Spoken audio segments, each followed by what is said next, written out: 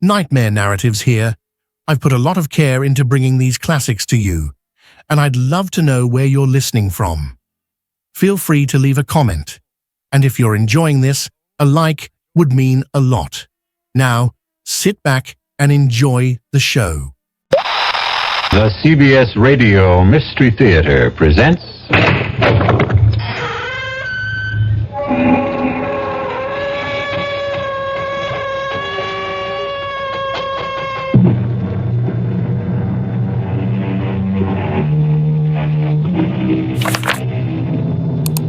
Come in.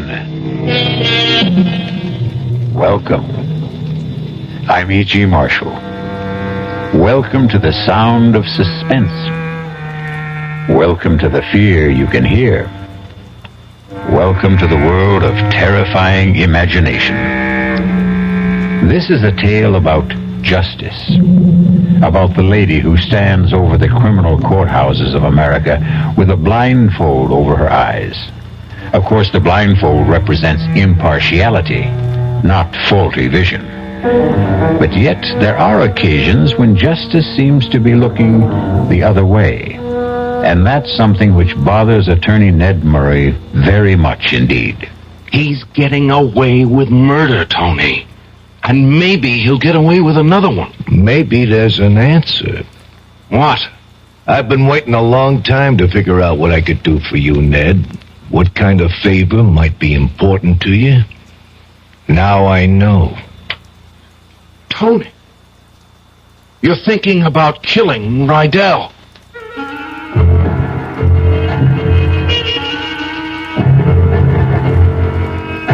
Our mystery drama, After the Verdict, was written especially for the Mystery Theater by Henry Slessor and stars Tony Roberts. It is sponsored in part by new sugar-free Diet 7-Up and by the Kellogg Company, makers of Kellogg's Special K cereal. I'll be back shortly with Act 1. And now, another story of the ball and chain, as Kellogg's Special K presents The Library. Welcome to the public library. May I help you, sir? Yes, I'd like to check out... I'd like to check out Famous Laundromats of the World by Audrey Schnorbart.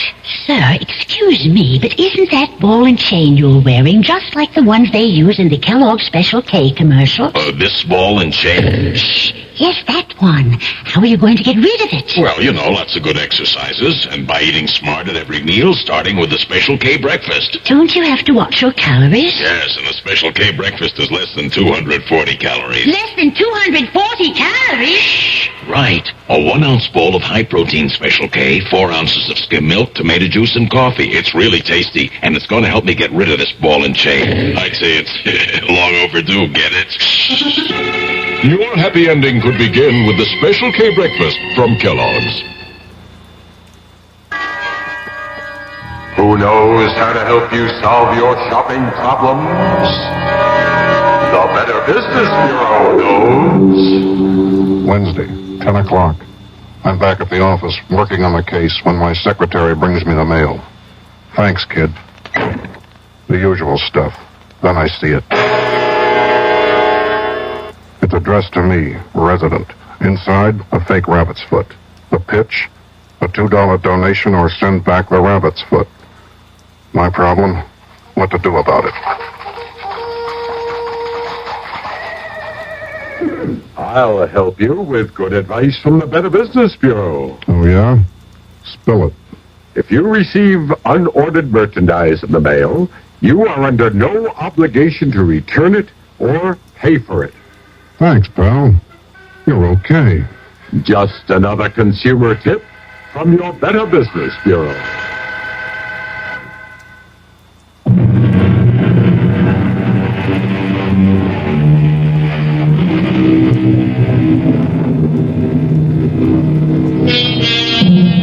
What better place to begin a story about justice than in a courtroom?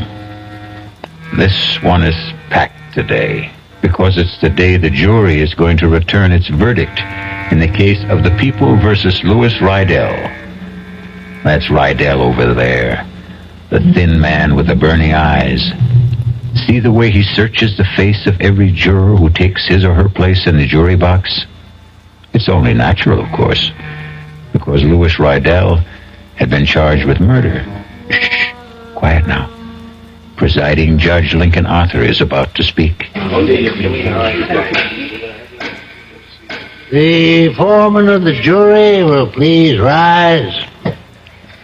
Has the jury reached a verdict in this case? We have, Your Honor. Please read your verdict to the court. We find the defendant, Louis Rydell, not guilty.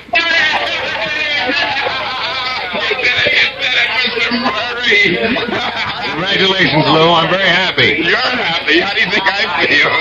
Hey, come on, let's get out of this place. Let's celebrate, huh?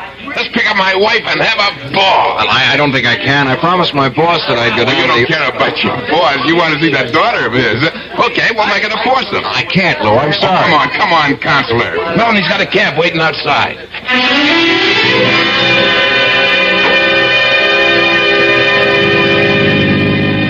Boy, did I read those faces wrong. I thought, that's a hanging jury if ever I saw one. The only one I was worried about was that little old lady with the blue hair. You just can't tell about a jury from their faces. My last case, well, I thought they all looked friendly, but I lost. You won this one, Mr. Murray. I bet that boss of yours is real pleased. I mean, all this publicity that you got. Well, you're a regular Clarence Darrow. Look, Lou, we don't really have to talk about the fee settlement now. Why don't you and Melanie just go out and drink up a couple of bottles of champagne? Oh, Lou doesn't drink, Mr. Murray. Lou doesn't have any vices. Do you, Lou? I want to get the money settled, Counselor. Melanie here doesn't like to hear about money. She just likes to spend it.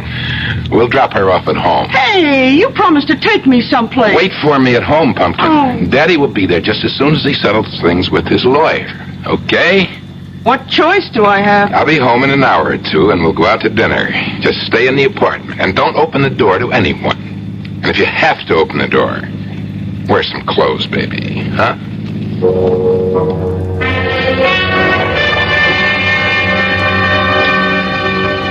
Yeah, this is a nice little office you got here, Mr. Murray. Only, strikes me as kind of small, isn't it? It's big enough, Lou. I mean, compared to that big office down the hall, Mr. Ostrow. Mr. Ostrow is the senior partner of this firm, Lou. Well, maybe when you marry his daughter. You are going to marry that chick, aren't you? Let's get down to business, okay? I mean, the way she was hanging around that courtroom every day of the trial, I figured she was pretty stuck on you. Lou, this meeting was your idea. You said you could manage to pay about $150 a month, and that's perfectly fine with me. Sure, Mr. Murray, anything you say. We could have settled this in the taxi. I guess they just didn't want to face Melanie for a couple of hours. Needed an excuse. You understand? I suppose so. She's beautiful, isn't she? Mrs. Rydell? No, yes, she's very lovely. She can't help herself, you know. The way men bother her all the time. They look at her and right away they get ideas. It's not her fault. No. She's not smart about it, though. She doesn't know the way men think. Like the way she answers the door sometimes in that sloppy housecoat. She gives people ideas. Like that kid Yost. I feel sorry for that kid, you know? I know you do. It's just too bad that he got himself mugged the day after you threw him out of the house. You wouldn't have gone through all this. You wouldn't be owing me $150 a month. Yeah, I feel sorry for him. Kid delivers the groceries every day, gets the same eyeful every day. His tongue must have been hanging out. Lou, I really have to get on home. I've got a party at my boss's house tonight. But just the same, I'd do it again. That's the way I am. The guy touches my wife. I get a red fire in my brain, and I can't stop myself. Now, I owe you a lot, Mr. Murray. More than money. Well, forget it. Just learn to keep your temper. I really killed that boy, you know? What did you say? I killed him, Mr. Murray. I waited for him in the hallway the next day, and I grabbed him. He was a scrawny kid. It was like wringing the neck of a chicken. I'd do the same thing again, Mr. Murray, to the next guy who bothers my wife. They've got to learn. Well, better go now. Melanie's waiting for me. You lied to me. Every stinking word you told me was a lie. Don't be sore, Mr. Murray. I couldn't tell you the truth, could I? I mean, you wouldn't have taken the case, would you? Yes! I would have taken the case and told you to plead guilty with cause. No, that wouldn't have been any good. I wanted you to get me off, and that's what you did. Look, I've got to go now, Mr. Murray. I just want to say thanks again. Oh, you think it's that simple?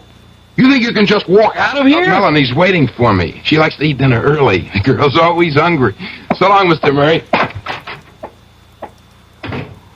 Oh, my God.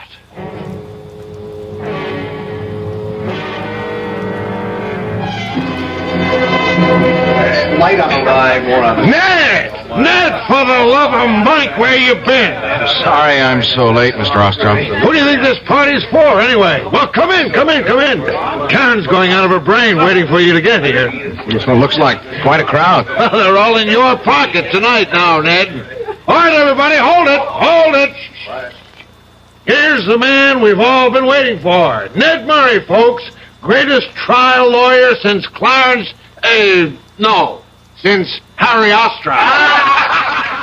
All right, come on, Ned. Karen's over here. Ned! Hi, darling. Where in the world have you been? The party started 2 hours ago. I just lost track of the time, that's all. Must be love, if you ask me. All right, I'll see you kids later.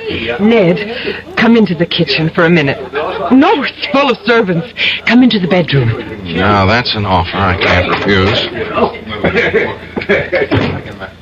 Well, what did you have in mind? Give you one guess.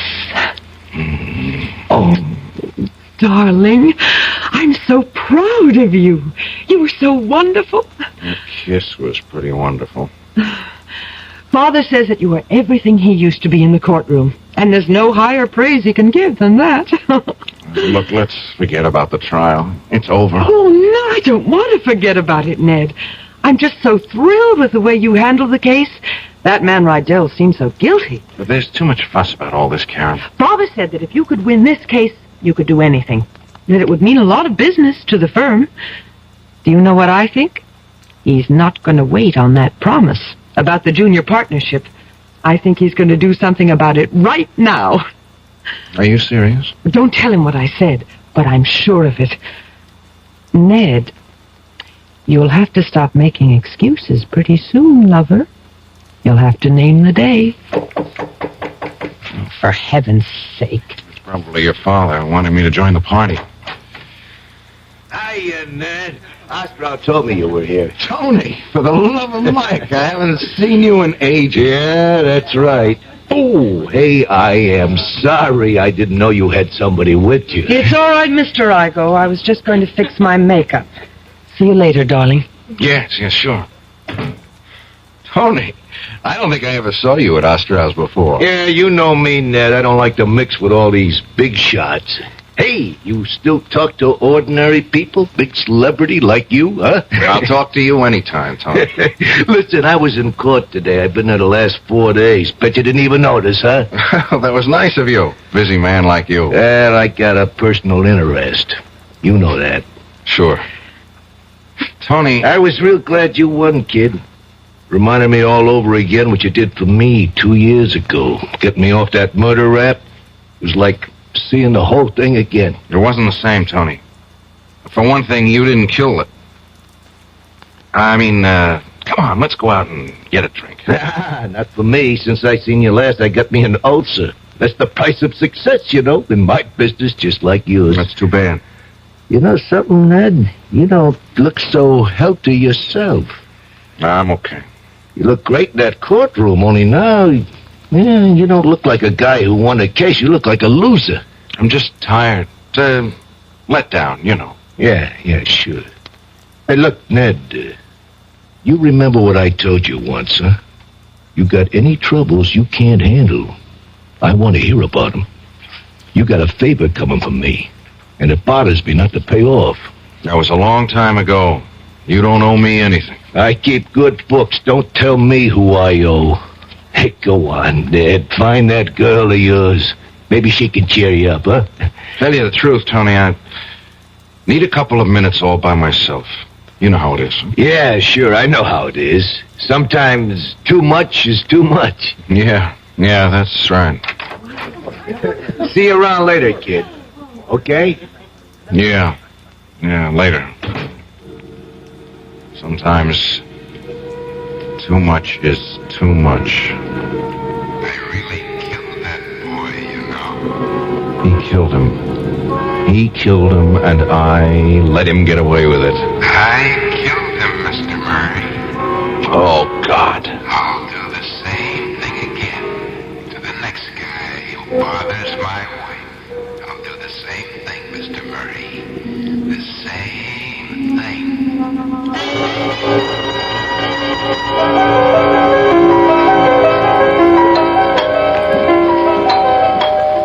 I'm coming. Oh, Mr. Murray. Hello, Mrs. Rydell. Oh, well, Lou isn't home, you know. Oh, he went to see Mr. Fleming about going back to the company. I knew he wasn't home. May I come in anyway? Oh, yeah, sure. Look, do you think Lou will have any trouble? I mean, getting his old job back? You know, he was their best salesman before the trouble happened. They won't hold it against him, will they? I don't know. I want to ask you a few things. Yeah? Oh, well, sure. Mrs. Rydell, before the trial, you told me your husband was the jealous type. Yeah, that's right. But you said there was never any reason for his jealousy. But do we have to go through that again? The trial's over, isn't it? Please, it's more important than you think. Why? This delivery boy, Yost. I tried to underplay Lou's anger about him in court, but he was really pretty sore about the pass he made at you, wasn't he? But I told you all that. Yes, Lou was sore. Sore. He was crazy. I didn't even want to tell him about the kid because I was afraid he'd... Well, you know... Mrs. Rydell, the trial is over, just as you said. Nobody can charge Lou with the same crime again. That's the law in this state. So you've got nothing to lose by telling me the absolute truth. About what? Lou did kill that boy, didn't he? Hey! He waited for him the next day and choked him to death. That's a dirty lie. How could you, of all people... All right. Maybe you didn't know the truth. Maybe you believed your husband the way I did. You get out of here, mister. Please, I'm not through. The reason I know this is because Lou told me himself yesterday in my office. Lou isn't going to change because of the trial. He's an insanely jealous man, and he might very well do the same thing again. Oh, you're awful. I thought you were so nice, Mr. Murray, but you're terrible. I had to let you know how things are with Lou. He got away with murder, and that makes me sick to my stomach. There's not much I can do about it, but maybe you can do something, Mrs. Rydell. Me? You can be careful. Do you understand? No. You've got to make sure he never has any reason to be jealous. Listen, if you think I play around... Even if he misunderstands your behavior, somebody else might get Lou's hands around his throat. It might even be easier for him the next time. He got away with it once. Please, Mrs. Rydell, for his sake. All right, for mine. Don't make your husband kill again.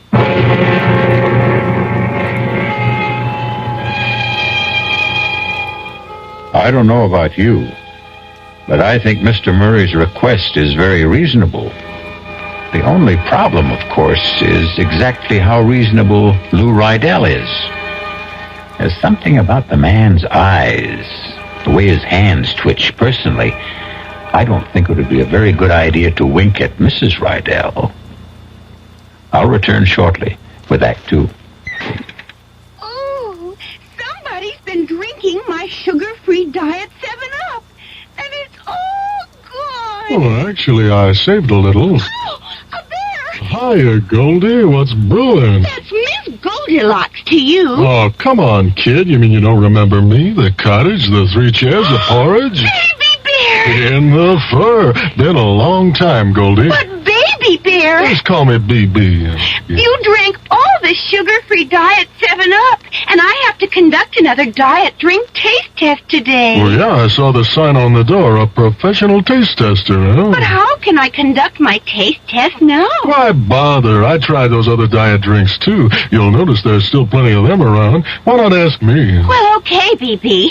Tell me, Why did you drink all the sugar-free diet 7-Up? I like the taste. Light, fresh, natural. Sugar-free diet 7-Up is definitely unbearably delicious. Mm-hmm.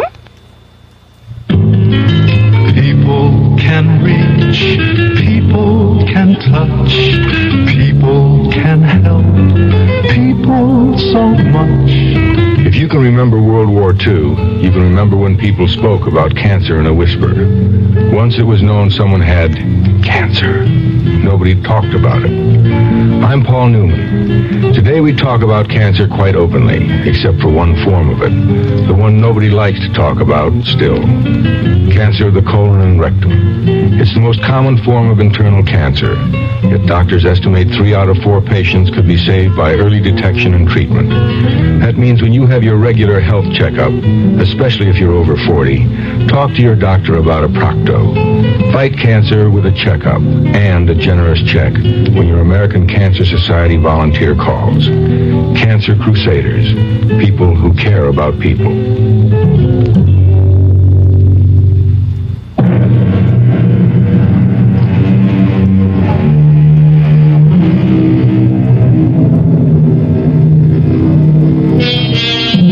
And now here's Act 2 of After the Verdict. It's a bright, sunny morning. The kind of morning that fills promising young men like Ned Murray with enthusiasm for life. After all, he has everything going for him. A fine career ahead, marriage to a lovely young lady who also happens to be the boss's daughter. And even if his recent triumph has turned a bit sour, it was still a triumph, wasn't it? But as Ned Murray goes to see Harry Ostrow, he finds the sun isn't shining in the big corner office. The shades are drawn. His boss's face is a thundercloud. You wanted to see me, Mr. Ostrow? Yes. Come in and shut the door. Hello, Mr. Murray. Nice to see you again. Hello, Lou. What are you doing here? Mr. Rydell's told me something I find hard to believe, Ned. I said he must be mistaken, but he swears it's true. Did you go to see Mrs. Rydell yesterday? Yes. Why did you think it was necessary to do that? I had something I wanted to tell her. It was strictly an unofficial visit. You told her I was guilty. You went up there deliberately just to frighten her. I ought to sue you for what you did, Mr. Murray. Lawyer or no lawyer. What kind of nonsense is this, Ned? You didn't say any such thing, did you? Well, did you? Yes, sir, I did. What? I didn't go there to frighten her, just to warn her. Right after the trial, Mr. Rydell here obliged me with a nice little confession. A little late, I'm afraid. Confession? What are you talking about? That's a lie. I don't know what you've got against me, Mr. Murray, but I never heard of a lawyer behaving like this. I didn't kill that boy. The jury said so. And Ned, please, this is all so ridiculous. Mr. Rydell put it very bluntly. He said he killed Yost. He said he'd kill again if another Yost came along. You can't do that. It's over. The trial's over. They can't put me through this again. They can't. No, Mr. Rydell, of course they can't. There's nothing to get excited about. Mr. Murray just misunderstood you, that's all. I read him loud and clear. I knew I couldn't get him back in a courtroom because of double jeopardy, but I thought if I went to the DA, he'd be a lot more careful with his hands the next time. I'll sue you. I'll sue this whole firm for slander. You hear that, Ostrow? Now, please, Ned. Apologize to Mr. Rydell. Tell him you didn't mean it. Apologize? Yes, I should apologize to the state for saving his skin. Ned, you listen to me now. I don't know what went on between you and this man, and I don't care. But he's a client, understand? My client, even if you handle the case. And there's such a thing as lawyer-client privilege. Since when does it include murder? Shut up and listen to me. Anything you do reflects on me, on the way I run this firm. Mr. Rydell got a fair trial under law. Better than fair. Yes. And the jury acquitted him. That's all we have to know. You don't have any right to violate any confidences he made to you. Didn't they teach you that in law school? They taught me something else. They taught me that a lawyer's main concern was for justice. You talk about justice, huh? Go talk to that hoodlum buddy of yours, Tony Igo. If there was justice, you think that crook would be walking around loose? Tony was innocent of that murder charge. Because the jury said so. And they said the same thing about Mr. Rydell here. And that's that, my boy. Understand?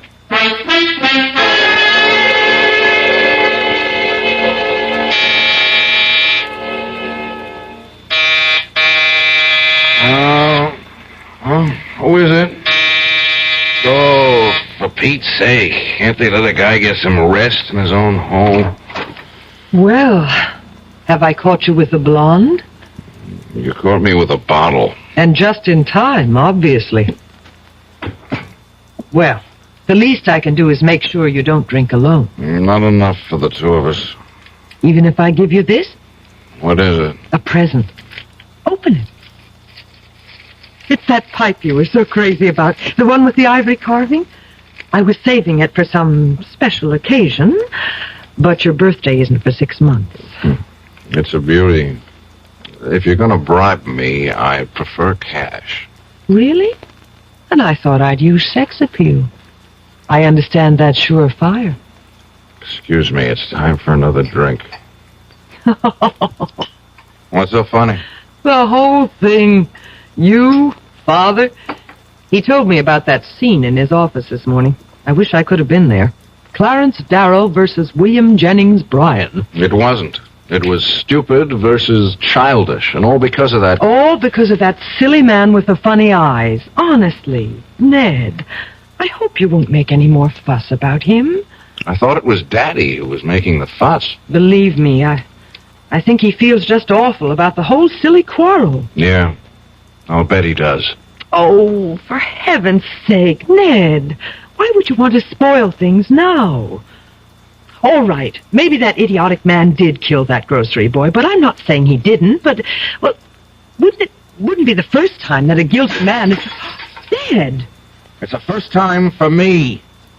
Don't you understand that? The first time I ever got a guilty man off? Was it really, darling? Well, that man Tony was innocent. Well, innocent of that crime, maybe, but what about all the others? He might have killed a dozen men before, or had them killed. He wasn't being tried for killing a dozen men, only one. And he was innocent of that. I should know better than to talk to you while you're drinking. I'm going to the district attorney tomorrow, Karen. Even if it doesn't do a bit of good, I'll feel better for it. Do you know what the DA will say? He'll say you're a fool. I don't care. You haven't got a shred of proof. Not a shred. And all the proof in the world wouldn't put Lou Rydell back on the stand. You know that, don't you? If you go to the DA tomorrow, you can find yourself another connection. What? What was that? Oh, I'm sorry, Ned, but he did say it. And I know my father. I know he never says anything he doesn't mean. What about you, Karen? What about the connection between me and you? I waited long enough for you to get serious about me, Ned.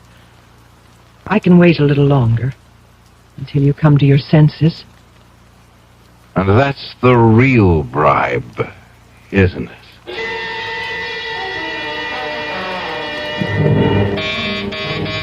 Hey, Ned! Open up, it's Tony! Hey! What? What's that? What's all the racket about? Come on, open up! All right, take it easy, will you? Give a guy a chance. Tony, what the heck are you doing here? Boy, you've really been working at it, kid. Huh? I'm an invited guest, remember? No, I guess you don't.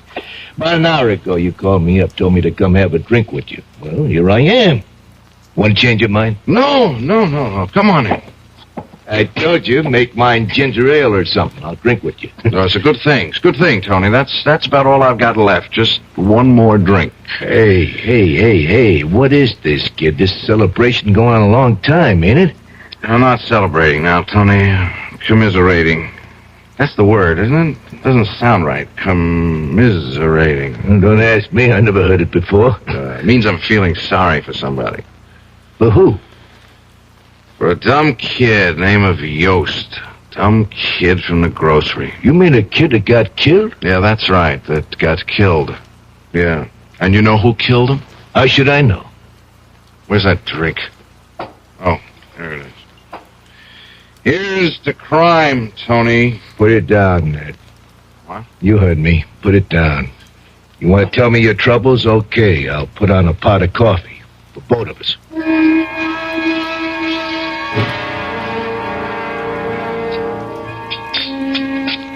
That make you feel any better? No. Well, give it time. Tony, were you listening to me? Did you hear what I told you? Yeah, I heard you. This guy Rydell is a kookaboo. He's getting away with murder, Tony. And maybe he'll get away with another one. Nah, next time will be different. You'll know different from one thing. Meantime, somebody gets killed. Well, what's that to you? I'm sorry.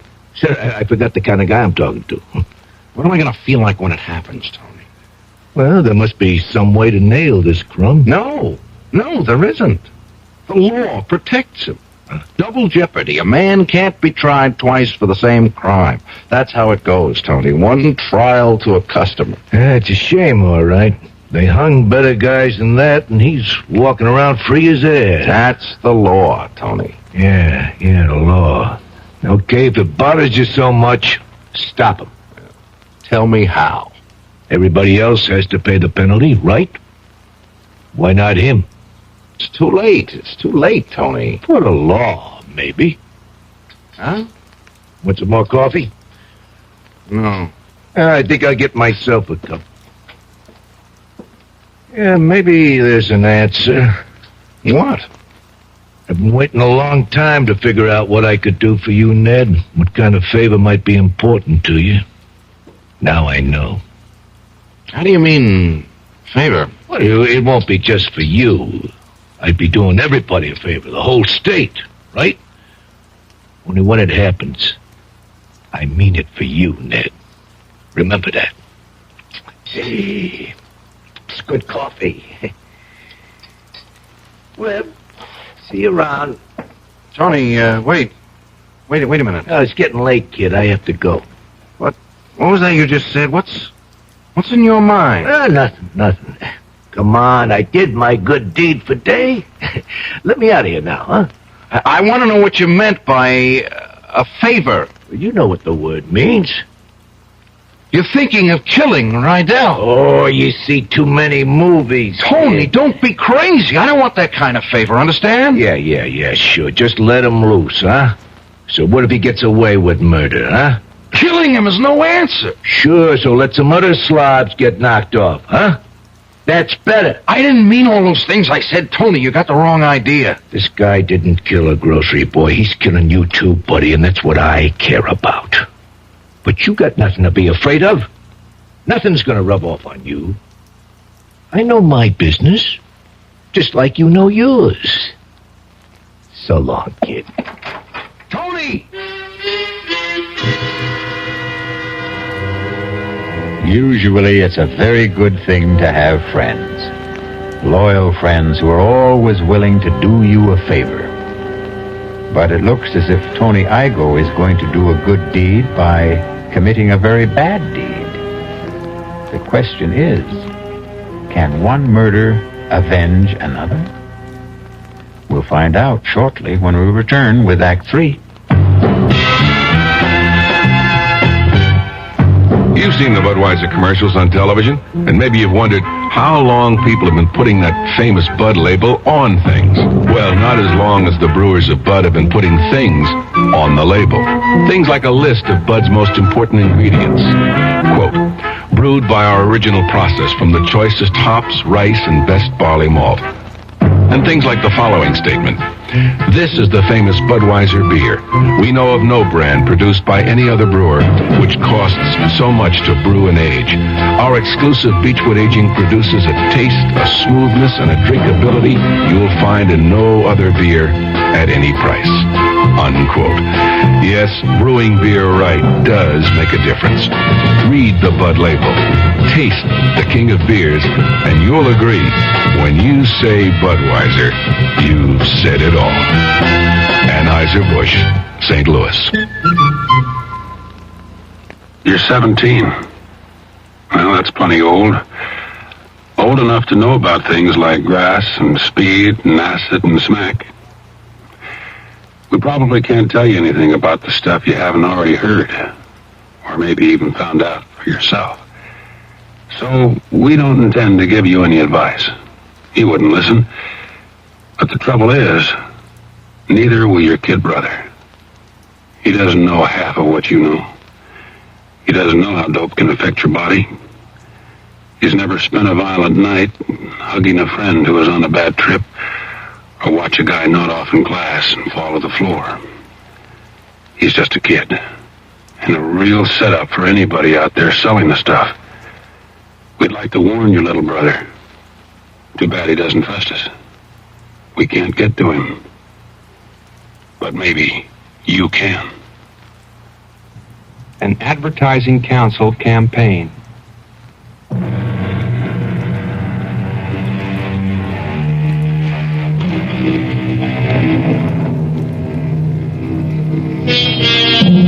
Now, the last act of After the Verdict. Listen closely. Here's a sound we don't hear very often. Yes. What with all these electric clocks and digital clocks and electronic clocks, the good old-fashioned ticking that marks off the minutes and hours of the night is rarely heard. But tonight, Ned Murray is hearing that sound. Hearing it from a clock which normally purrs softly on his night table. But Ned's hearing is highly sensitive tonight. His brain is tuned like a high-frequency instrument, picking out the slightest vibrations, tuning in on voices he doesn't want to hear. Sure, I killed that boy, Mr. Murray. I waited in the hallway and I quit. It was like wringing the neck of a chicken. It won't be just for you, Ned. I'd be doing everybody a favor, the whole state, right? Yes. That's true enough. They hung better guys than that, and he's walking around 3 years ahead. Yes. Everybody has to pay the penalty, right? Why not him? Yes. It's true. Why shouldn't he pay? A man is murdered. A murderer has to pay. Tony is right. He's right. Hello? How are you, darling? I'm all right. I'm in bed. Oh, I'm sorry. Did I wake you up? No, no, I was just lying here. You're not sick, are you? No. Well, it's only 10:30. I didn't think you went to bed so early. I did tonight. You're angry with me, aren't you? No, Karen, I'm just tired. I drank too much. Oh, I knew you'd do that. Ned, I'm so mixed up. Well, what's there to be mixed up about? The choices are pretty clear, aren't they? Are they? Not to me, they aren't. I don't think things are ever that simple, especially when it comes to law. Just ask your father. He knows all about the law. He knows how to make money at it. That proves it. That isn't fair, Ned. No, I suppose it isn't. Don't you remember what he used to say? That if the time ever comes when right and wrong are absolutely clear, there won't be any need for lawyers. Your father didn't say that, Karen. He was quoting someone. Who? Judge Lincoln Arthur, as a matter of fact, the judge at Rydell's trial. Well, it makes very good sense to me. Yeah. Judge Arthur always made sense to me, too. Karen, do you mind if I hang up now? Then you are angry. No. It's just that I have to make a call. A very important call. All right, Ned, but will you call me tomorrow? Yes. If there is one. Good night, Karen.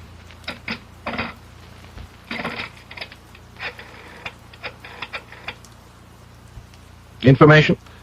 Can you give me the number of Judge Lincoln Arthur?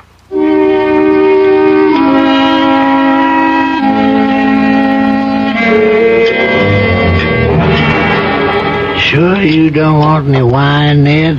No, Judge, thanks. I've sworn off that stuff for the duration. of my life. Sounds like you had yourself a party. Is that when you came up with this parable? Isn't that what you called it? No, Judge. It's more like a riddle, a legal riddle. The only thing is, I already know the answer. All right. Let's see if I know it. It's about a lawyer. A criminal lawyer who defends somebody for murder and does it successfully. He's convinced of his client's innocence, understand? And that helps him get the acquittal. But right after the verdict, he makes a discovery that his client is guilty. How does he make this discovery? Is that important? It might be.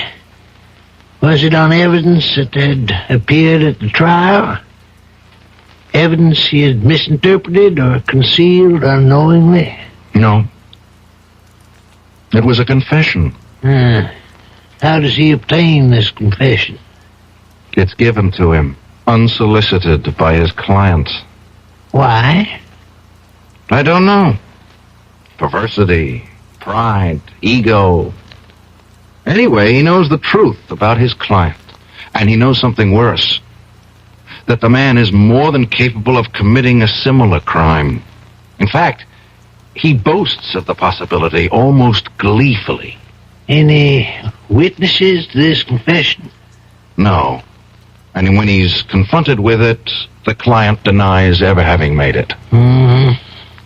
You're not asking a legal question, Ned. I'm sure you know where your hypothetical lawyer stands legally. In the middle of nowhere.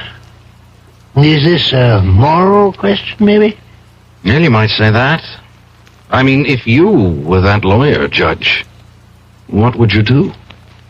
If I were that lawyer, Ned, and if I were your age, I suppose I'd do what you're doing now.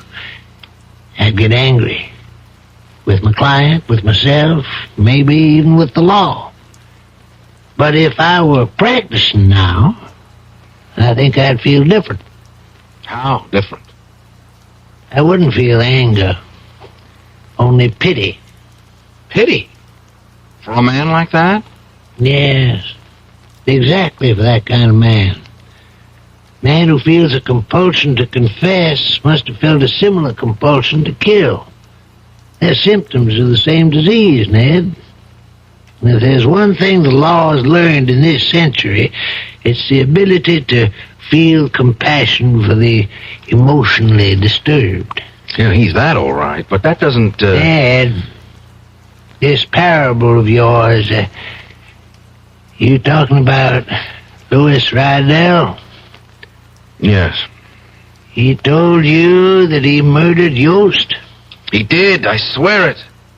In my office, the same day of the verdict. Oh, for God's sake, Ned, use your brains. Can't you see that the man's mentally ill? Everything points to it. He killed a boy just for putting an arm around his wife. He confesses when there's no need to confess. Is it worthwhile venting all this anger against such a man? But he's dangerous. He'll do this again, Judge. If a man just looks cross-eyed at his wife, it'll be another excuse for murder. If he had confessed this to you before the trial was over... I would have demanded that he plead guilty. He'd be waiting to serve a life sentence right now. And Ned, you're forgetting something. What? I was the judge at the trial.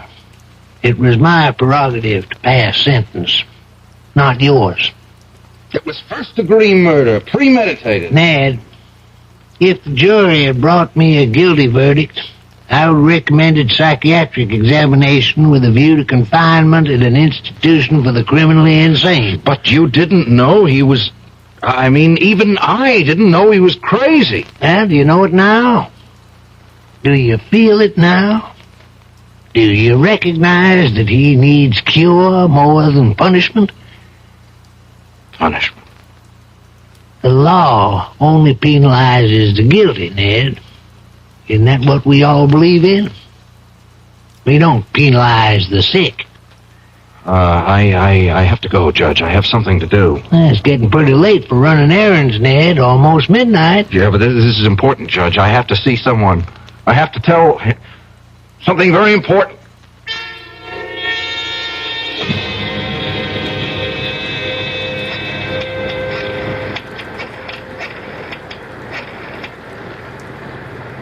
Hello? Is this Lucerne Dispatching? My name's Ned Murray. I'm a friend of Tony Igoe. No, Murray. That's the last name, not the first. Look, it's very important that I reach Tony as soon as possible, only this is the only number he ever gave me to reach him. But he's got to have a home phone, right? So help me, it's important. It's a matter of... Look, who am I speaking to? Lady, please, I'm in a phone booth and it's pouring like hell and I'm getting soaked. No, I'm sorry. I didn't mean to talk to you that way. Yes, I realize that, but if you could make this one exception. Well, how do you know he isn't home? For God's sakes, it's after midnight. Yes, all right. He couldn't have gone there tonight. He couldn't. Taxi!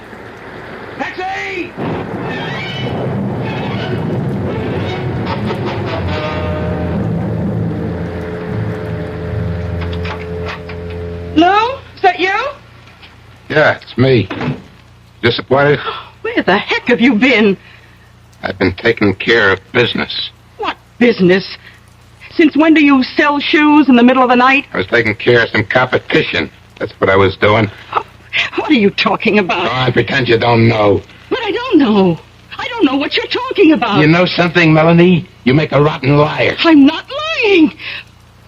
For God's sake, Lou, will you stop staring at me like that? I'm looking at you the way other men look at you. What other men? One who comes around here every day when I'm out pounding the pavements, peddling those lousy shoes to those stores. Oh, Lou, nobody comes around. You're just in one of those crazy jealous moods again. Well, I got news for you, Pumpkin. There's one boyfriend who's not coming around anymore. Are you still talking about that poor dumb grocery boy? Lou, I told you there was... No, I'm talking about the old guy. One with the white hair. One who's been hanging around here all night, looking up at our window, waiting to make sure that the coast is clear. You're crazy. I don't know any white-haired guys. Well, you'll never get to know this one, because he's got something wrong with him, baby. He's got a carving knife in his stomach. Lou. Oh, my God, no. No, you didn't. Yes, I did. So you can forget about seeing your lover boy tonight, baby. You can just forget it. You'll have to be satisfied with just me. Lou, just tell me it isn't true. Tell me you didn't kill anyone. It wasn't the first time, Pumpkin.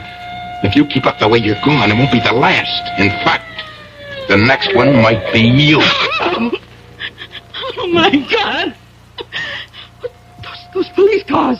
They're coming here.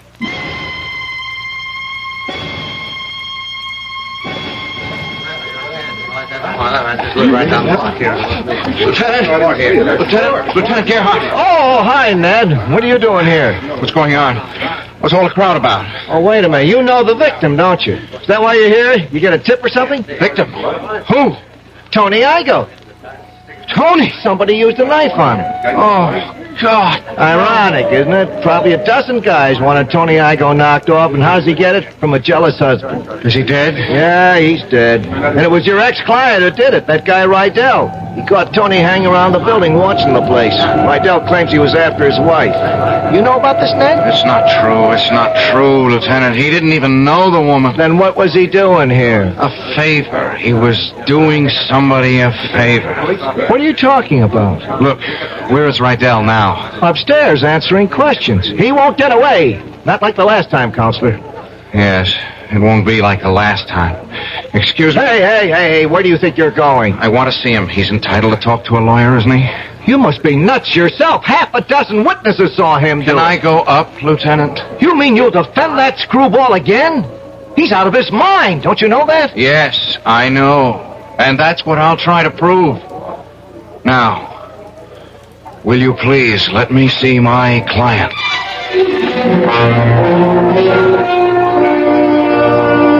And so Ned Murray is about to try for still another verdict. This time a verdict which will carry a punishment more befitting to the crime. And something tells me that he'll be very successful, not just as an attorney, but as a human being. I'll be back shortly.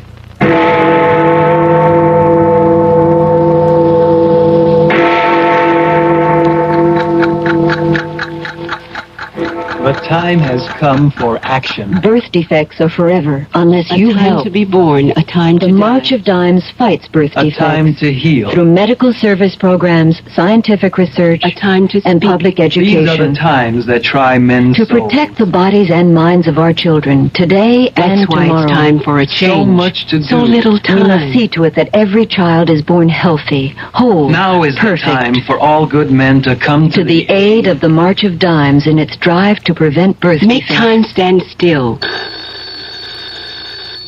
Wake up. It's later than you think. Remember, birth defects are forever unless you The help. time has come for The time has come for action. Give to the March of Dimes.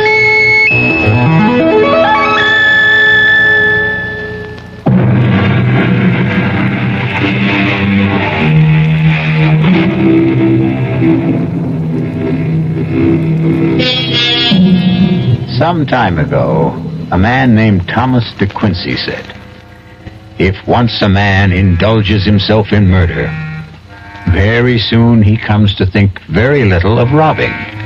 And from robbing, he comes next to drinking and Sabbath breaking, and from that to incivility and procrastination." Let that be a lesson to all of you. This quotation and this story have come to you through the courtesy of our Radio Mystery Theater. Our cast included Tony Roberts, Joseph Julian, Bryna Rayburn, Barbara Caruso, Robert Dryden, and Sam Gray. The entire production was under the direction of Hyman Brown. And now, a preview of our next tale. I take it you are referring to Miss Helene Friend? Where is she? Back at her hotel. I had her sent back immediately. We did not want to speak to her. Just you. Okay. You have the floor, Mr. Coladanos. Colladinus, Monsieur Nash. It is an old name. In my country, a revered name. I'll do my best to remember. Well, continue. A question, Monsieur. Why are you in France? As we say at home, none of your business. I like you, Monsieur Nash. You are refreshingly candid. You are working for FNB. You are a trusted, intelligent worker, well thought of. Thanks for the information. When I get back, I'll put in for a raise. If you get back, Monsieur. If you get back. Radio Mystery Theater was sponsored in part by Anheuser-Busch Incorporated, brewers of Budweiser. This is E.G. Marshall inviting you to return to our Mystery Theater for another adventure in the macabre. Until next time, pleasant dreams.